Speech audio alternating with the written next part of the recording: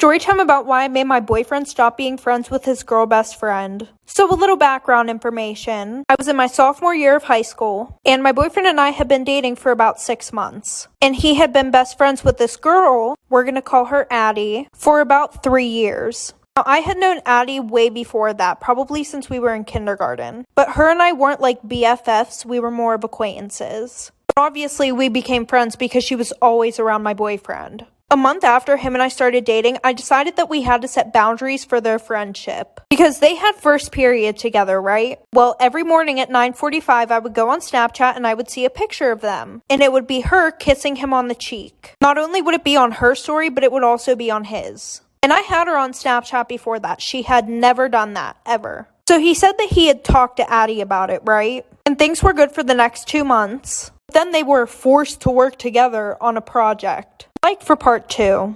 Part 2 about why I made my boyfriend stop being friends with his girl best friend. So like I said, they had been forced to work together on a school project. At least that's what he told me. So I brushed it off because I was not about to seem like the jealous girlfriend. Well, the next day, him and I were supposed to go out to the movies. So I texted him right before we were about to leave, and I said, "Hey, are you on your way to get me?" He goes, "OMG, no, I'm sorry, I forgot. I have to work with Addie on this project. She's about to come over my house." So at this point, I'm like really pissed off. So I text him and I say, "I thought you guys had a whole week to work on this project. Why does it have to be tonight?" Addie knew that him and I were supposed to go to the movies that night also. He said, "We just want to get it done really quickly so that way I can spend the rest of the week with you." And she's snapping me the whole time that she's at his house, off of his phone. So at around 1:30 a.m., I get a Snapchat from her on his account, and she's laying on his chest. Like for part 3.